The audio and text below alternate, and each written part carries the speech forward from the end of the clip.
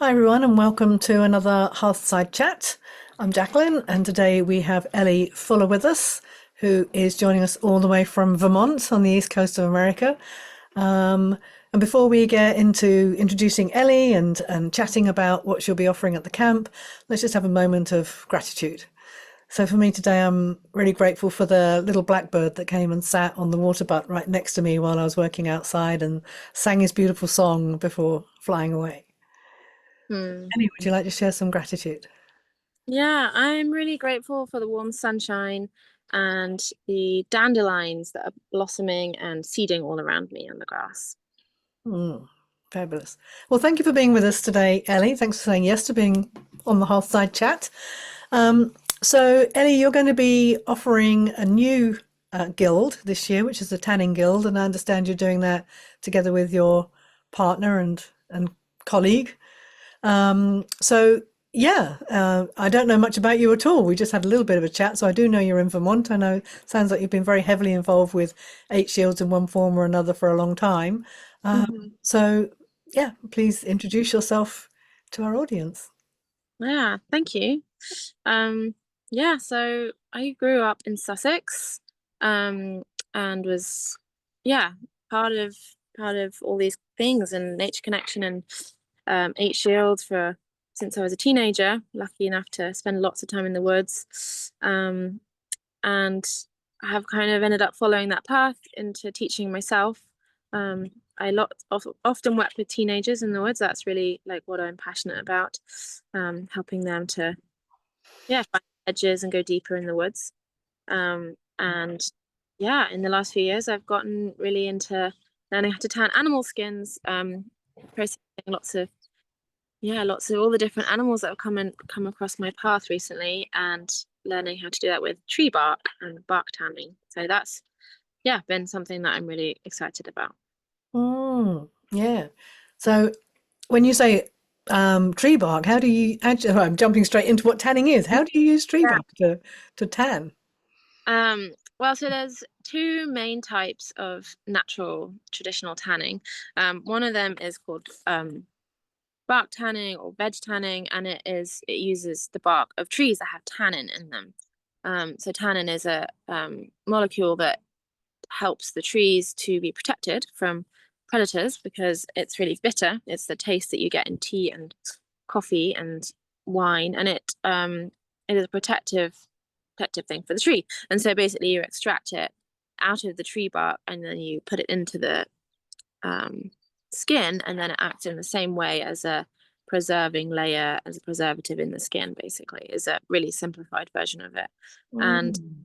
the way that we process it is like we take the bark when it's spread fresh in the spring. We've just been peeling lots of hemlock and oak bark here in Vermont, and we dry it out, and then we'll chip it up and make it fine, and then um, simmer it for a while to make a strong enough tea kind of thing from the tannin. Make a solution that's strong enough, and then you put the skin in it with some. That's other processes besides, but that's how you get the tannin. Mm. So is that part of what people can expect if they're going to come to the camp? Will you be going right back to that Yeah, thing right at that point? yeah. I mean, so the whole tanning process is very long, so it would take multiple weeks to do it, like actually step by step.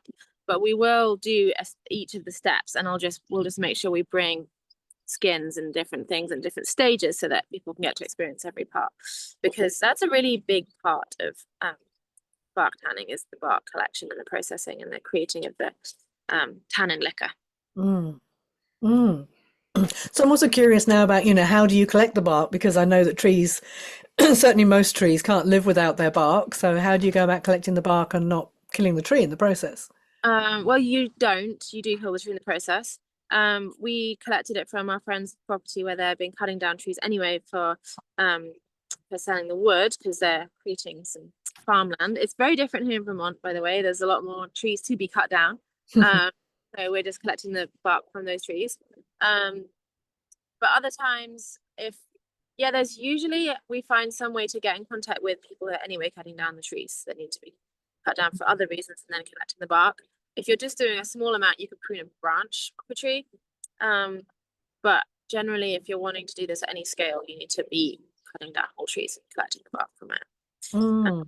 So yeah, we just do that in ways that are supportive of the whole forest, and take the trees that need to be cut down to help the forest, or if someone's already cutting down trees. Yeah, right. Yeah. Yeah. And does the bark have to be fairly taken when the tree's recently been cut? Yeah, it needs to be really fresh. I mean, it doesn't actually have to be fresh. The main thing is it doesn't rain, because the rain, any water, because tannin is water soluble, any rain will wash out the tannins. So it needs to be not have rained on. And Mm. it's, you can do it any time of the year, and the tree can have sat around for as long as you like, as long as it's not wet. But it was much faster and more enjoyable to do it when the bark is slipping at this time of year. Mm. Mm. No, that's really interesting because I live on a farm and we have to obviously manage our woods here, and so I'm curious now, like, oh, maybe when we cut down some of the trees, Hmm. then I could be offering that bark to some local tanners. Yeah, We have a mutual friend, Poppy, who's a tanner, and she lives not far from me. So I don't know if she ever uses bark tanning or not, but yeah. yeah, I'm sure she'd appreciate that. Yeah, yeah. Oh, that's great because I love to know different ways of using up all those different resources. We do burn the wood in Mm, our fires once it's seasoned, but that's another right, another way to use the wood as well. Yeah. right, and you can do both because the bark's not gonna be here or there for your firewood. Yeah, absolutely. Yeah, that's right. Fantastic. So yeah, we sort of jumped straight into what tanning is, but Mm. can you say a bit more about your background with the Eight Shields movement? Like you said, you came to it as a teenager, but now you're doing something in that vein in Vermont. Am I right? Or Yeah, so I guess I first came into contact through Sacred Earth as a teen program in Sussex for teenagers. And it was a year program that I did for 2 or maybe even 3 years. I can't remember. And I just loved it. And I didn't, they didn't say, maybe they did say, but I didn't know it was 8 Shields. I didn't really know anything about that. I just got to experience it going through the year and the cycles and all the practices. And then when I kind of aged out of that in my early 20s, I began to be curious about what it was and why that course had been so special. And I spent some time with Vicky, I think, at the time. She'd been one of my teachers on it, and she kind of introduced me to it as an adult in a intellectual way, and like shared Coyote's guide with me. And I remember sitting in the forest and she mapped out the directions, and I was like, oh yeah, of course that makes sense. And it was easy because I'd experienced it all, and it was in me and in the experience of it. Mm, Um, and so then, yeah, during my 20s, I took time to really understand it more and connect with it on an intellectual level and understand all the different elements and different layers of it, which has, yeah, been really wonderful journey.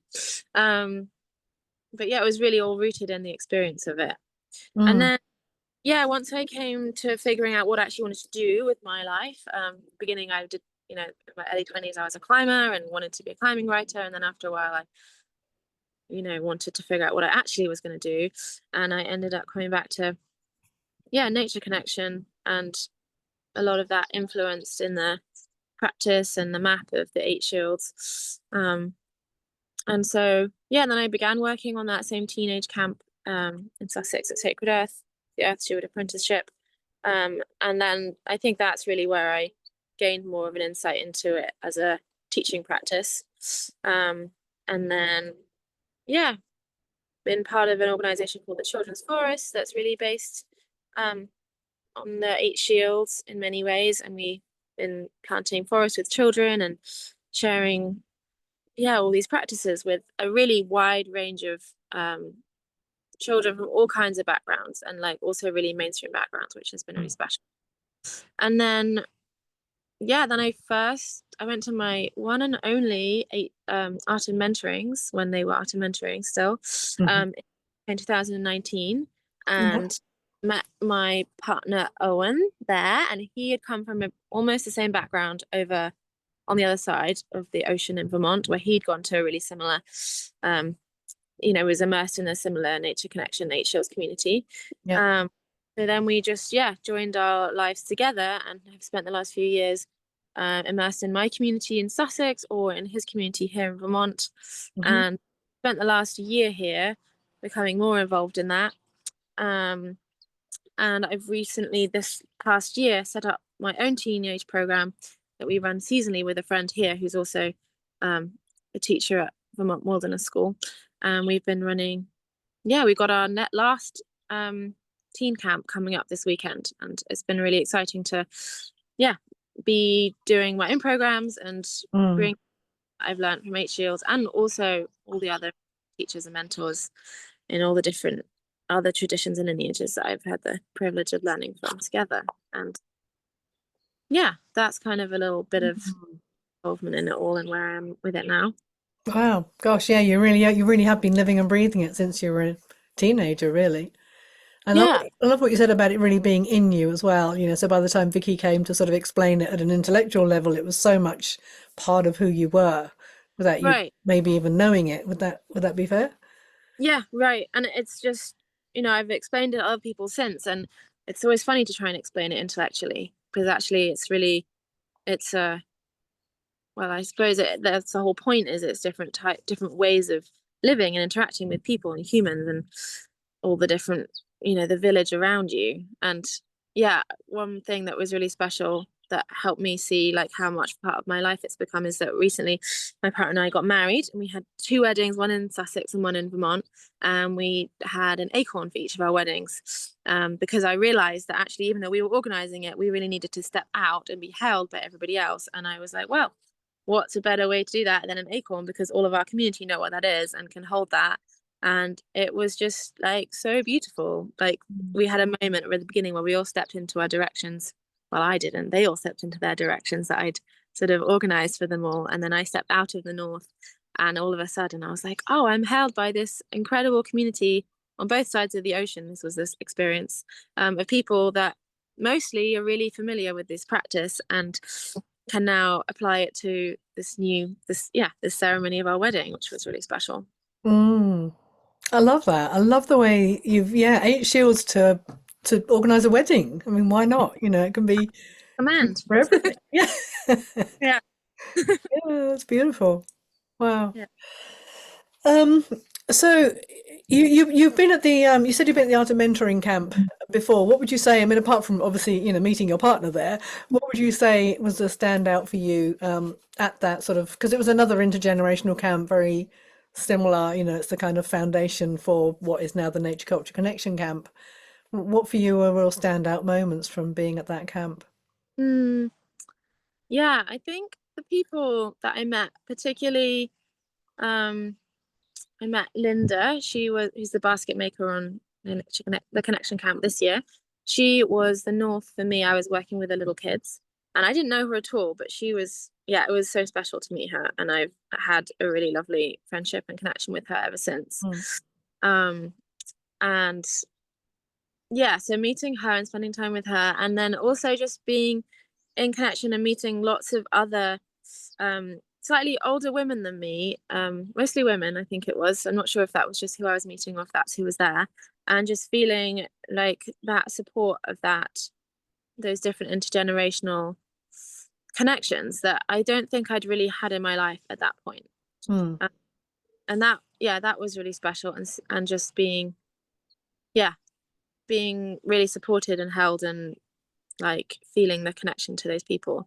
And I think since then it's made me realize how valuable that is, and I've sought that out in my life, and now I feel like I have friends that are not just my age. I have friends of all ages, and that's really Mm. now. Mm. Mm. Yeah. Yeah. Yeah, the Elders Breakfast is quite an important part of the camp that's run, really since 2012, I think. We've always had the Elders Breakfast as a key Mm. element of it. Is that something did you attend those when you were at Falkland? No, I didn't actually. I was mostly teaching with the little foxes, so I didn't attend a lot of the things, but it was just the experience of it, really. The little in-between moments and the conversations and then the connections that have been kept up since. Mm. Where, yeah, that was special. Mm. Yeah, yeah. Yeah, nice to hear those threads as well. Yeah, Linda was on the Hearthside chat a couple of Yeah, weeks ago. So yeah, it's yeah, nice to know all those different links and threads that are coming through. Mm. lot. And sorry. I was just saying I love Linda very much, and I've gone to visit her a few times, and yeah, Yeah. she's a person. Yeah, yeah, she's a beautiful person. She was talking about, going off to gather her rushes ready for this year's camp. Yeah. Yeah, Yeah. yeah. And in actual fact, we've got sheep here on the farm at the moment, and the shearers were in yesterday. So we've got bags full of wool that we're going to be bringing to the camp and using those for spinning. And yeah, Nice. so Awesome. Cloud is going to be leading something with that, I believe. So Mm. yeah, things are starting to be harvested ready for the camp, which is really lovely. Yeah. So yeah, what made you say yes to coming along to this year's Nature Connection camp?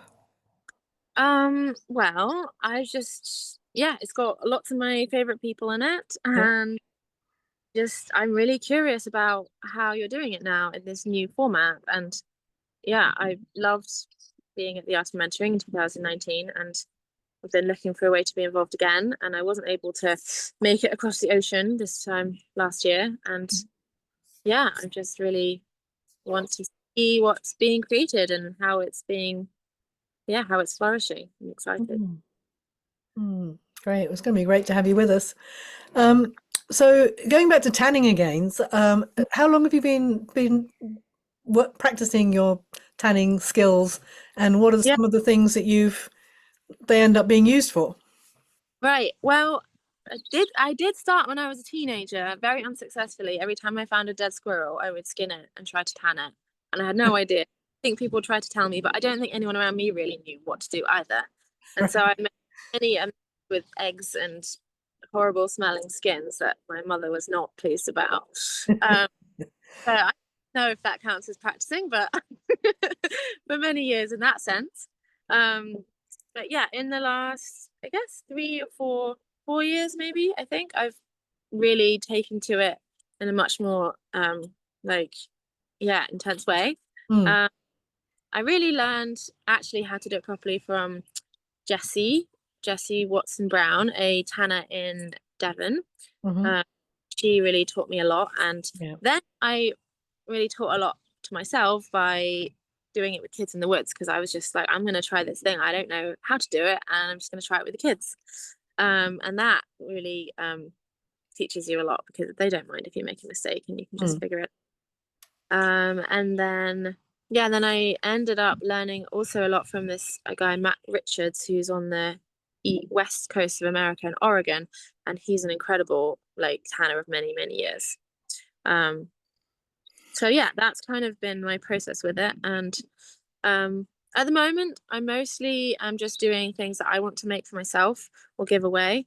Um, and I'm using it also to teach kids. So I ran a really sweet um, workshop in Sussex that I'm hoping to replicate over here, where I actually had really young kids. They were like 7, 8, 9 year old kids who were just really excited. I've been working with them already in the woods, like doing animal processing. And then I offered a sort of 6 week block where they took a quarter of a deer skin each, and then they took it all the way to having a knife sheath that they'd made out of the leather by themselves. wow. That was really special, and Yeah. more of that. Just got to line the things up with the right kids, but I know there's some here that are excited too. And yeah, I mostly make leather. So I actually have my wallet that I just made in my pocket, so I can give you a demonstration. Oh, Lots of leather. So with this, you can see it's like shiny on one side, hmm. soft on the other. Yeah. Um, and yeah, I made things like knife sheaths, and then this little wallet with it and things like that. And I'm working on making some shoes. That's what I want to. Yeah, and then I've also done a little, also do some buckskin brain tanning, which is the other version of tanning. But I've really just mostly been very excited and into the bark tanning. Mm, yeah, yeah, yeah. And I have this yeah, dream of my cousin who comes to the farm and camps out here in his yurt from time to time, and yeah. he was saying recently he really wants to make a drum. So we then got onto this idea about wouldn't it be amazing if we could use one of the hides from one of the deer here and Mm, find out, work with someone like Poppy to tan it, make yeah, use that for the skin, and then also get the frame from the trees yeah. here. That whole process. Well, the good news is you don't actually need to tan it for a drum. It's just rawhide, so Oh, it's even easier. Yeah, there you go. but I know it's absolutely nothing about tanning at all. yeah, it is still a process. The poppy will probably have some insight into Yeah. that. But yeah, you don't need the bark for that. Yeah. Yeah. Fabulous. Yeah. Okay, well, we're coming towards the end of our time together. So, although actually we did start a bit late, but is there anything else you want to say to people about, the tanning workshop you're going to be offering, or do you feel like you've Yeah. covered? Well, I say that um, I've been talking about tanning generally, and perhaps I hope I haven't made it seem really complicated and inaccessible, because it can be really complicated when you want it to be, and if you want to make it a big part of your life. But I've also been really excited about making it very accessible, and we're going to be doing that on the workshop, and we're going to be working with fish skins a lot because they're really small and they tan really fast, and they also make really beautiful leather. So there's a little, I don't know if you can see it, but in the maybe not very well. No. There's a Mm, little in this wallet that is fish skin, one of these layers, and it's just really beautiful. You see this pattern of a scale skin still. And wow. yeah, we're gonna be each tanning a fish skin, as well as doing a group um deer hide, hopefully, which we'll do with brain tan or eggs or something like that. And then that's really fun because that's like a community thing where you can all hold the edge and like trampoline each other on it. Um, and so we'll go through two different types of tanning. Um, and yeah, that it can be super accessible, and you can just do it simply, and it doesn't need to be complicated, and it can also be really a fascinating thing with a lot of science and a lot of things to get really into. And yeah, Mm, I definitely don't know everything about it, and you can spend your whole lifetime studying it and learning more about it. yeah, yeah. I love it. One of my favorite facts about tanning is that the brain of the animal is exactly the right size to tan its hide, I was told. Yeah, Yeah. yeah, mostly. And I usually use a bit more than that, so I'm not sure. I haven't. Yeah, I'm trying to figure out if that's just a romantic phrase or if it's mostly it's been helpful to have a bit more than that. But it is definitely, you do use the brain of the animals. Mhm. Yeah, yeah, yeah, yeah. Yeah.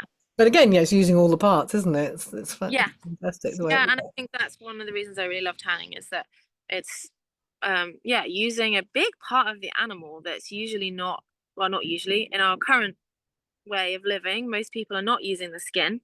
Um, but it would have been a really integral part of the animal for our ancestors, because Mm, have been clothing, it would have been containers. It's made me realize containers would have been, are so important, and maybe not really like understood as how important they were enough. Um, yeah, and you can make so many different things from all the parts of the animals. You can tan parts of the inside, you can tan the stomach, and you can tan the intestine, and all these different parts of the animal make different kinds of leather and different kinds of containers, and it's helped me to become more able to make use of and honor the whole animal, which I really mm. have appreciated and enjoyed. Yeah, yeah, that's fantastic. Mm, Yeah. mm. So you're going to be using, yeah, working with fish skin. At last year's camp, we had these short sessions where we could kind of dip into, well, not we, those of us who are holding them, were holding them. Right. The participants could dip into another guild and just sort of have a little taster. And we did that twice. I'm not sure. I think Peter's still deciding if he's going to do that this year. But I was just Right. thinking how great it would be hearing you talk about fish skins and all these different aspects of tanning. I'd love to be able to try it out. And yeah. Yeah. Mm. Yeah. Well, hopefully.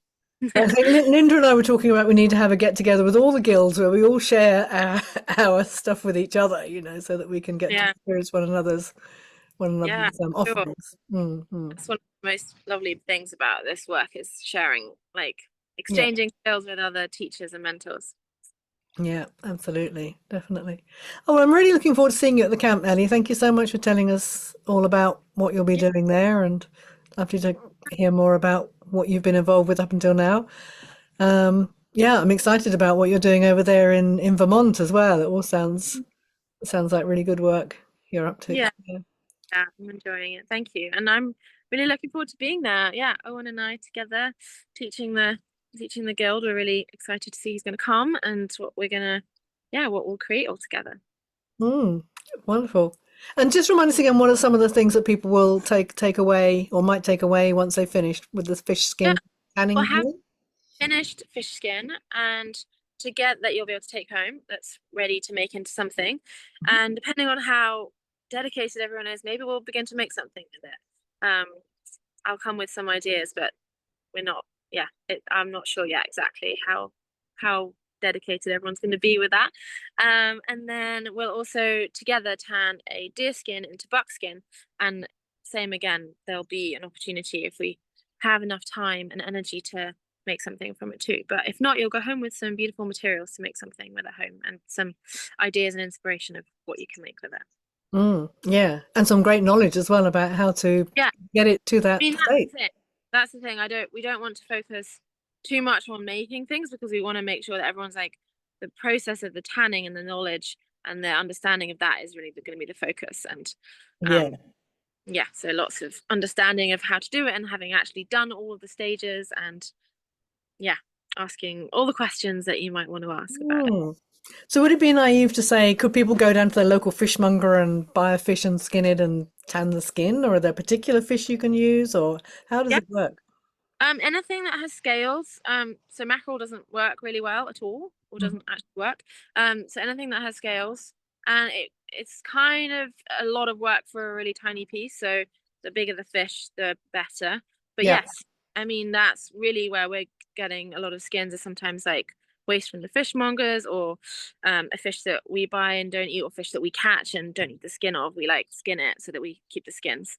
Mm. Yeah, totally. That's how it is. Just Mm-mm. with scales. Mm. Wow. I've learned, Yeah. I feel like I've learned so much from this. Great. Well, thank you. Yeah, very cool. Well, thank you again for giving your time. So we will wrap it up there. And yeah, as I said, looking forward to seeing you at the camp. And any gratitude you want to offer just to wrap this up? I'm just really grateful that you and Peter and Vicky and everyone else who I don't know the names of who are organizing this camp again and making it happen and doing all that hard work behind the scenes that is unseen and uncelebrated sometimes. So I'm just, yeah, sending out my gratitude to all of you for making it happen. Thank you. Yeah, and I'm grateful in turn for people like you who've been saying yes to these Hearthside chats. So it's Mm, really lovely to have this material that we can share out and hopefully inspire more people to come along. yeah, I hope more people come along. That'll be fun. Great. All right. Thanks very much, Ellie. Yeah, thank you so much.